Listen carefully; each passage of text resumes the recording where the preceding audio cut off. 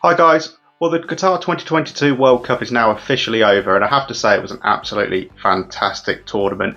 Definitely delivered on great games, goals and some shocks in there as well. But if you're like me, you can't wait until the next World Cup in 2026. So today we're going to be looking at 5 things you need to know about the 2026 World Cup. USA, Canada and Mexico will be hosting the 2026 World Cup. The FIFA nations voted for these ahead of Morocco in 2018, and it will be the first time 3 nations have hosted a World Cup tournament. Mexico are also the first nation to host 3 men's World Cup finals. USA will host 60 matches, with Canada and Mexico both having 10 respectively, and after the quarterfinals, all matches will be competed in the USA. Number 2, the host cities. There's 16 home cities, 2 in Canada, 3 in Mexico and 11 in the US. The way they've split them is geographically you have a Western Division, a Central Division and an Eastern Division depending on the city location. What we would expect when we get to the 2026 World Cup is that a group is assigned to a division and therefore plays their group games in the cities within that division. As you would expect, USA, Canada and Mexico have automatically qualified for the World Cup. There's no announcement yet to say whether USA, Canada and Mexico will play their home games in their own nation, but you would imagine there'd be some format to make that so.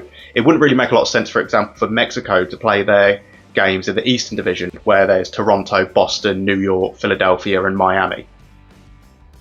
Now within these cities there's some absolutely beautiful stadiums, really nice modern ones like the Mercedes-Benz Stadium in Atlanta and the SoFi Stadium in LA. And of course in Mexico we have the historic Estadio Azteca where Pelé and Maradona both won the World Cup. Also the host for the England-Argentina game in 1986 where we saw the hand of God and also the goal of the century in the same game. Number 3, a Summer World Cup. There shouldn't be too many issues with the heat. The southern states of America average around mid-30s in June-July time, so they'll probably be the hottest areas.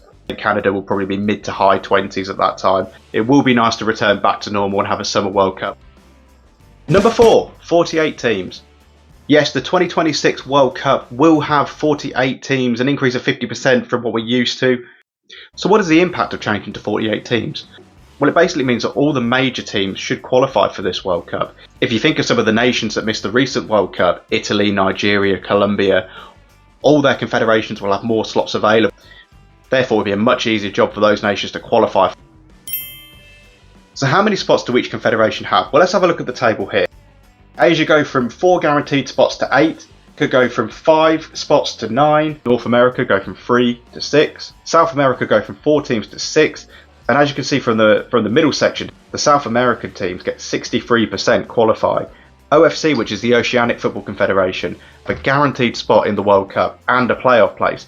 And you've got to imagine that one spot is going to be taken up by New Zealand because there is not a lot of competition within that confederation. And finally UEFA, who have 13 spots currently and they're moving up to 16. You'll notice that the spots include a third or 2/3 in the CONCACAF. That's because these are the nations that don't automatically qualify but have got themselves a playoff place. And the playoff place is nothing new, it's how Australia and Costa Rica qualified for the 2022 World Cup. So as you can see, we have 46 guaranteed spots with 2 up for grabs in the playoffs. The qualification process is yet to be decided. Each confederation is going to have to work out a new format for their nations to qualify. Number 5, the new format. As well as agreeing the teams are going to be increased to 48, FIFA also decided on a new format for 16 groups of 3 teams, with the top 2 teams qualifying for a last 32 knockout, followed by a round of 16, quarters, semis and final. FIFA voted unanimously on this, however it's been widely criticised. And the reason for that is because it increases the risk of corruption and also increases the risk of meaningless games. For example, if 2 teams have already won and qualified and they're playing in the 3rd game, that becomes a bit of a dead rubber.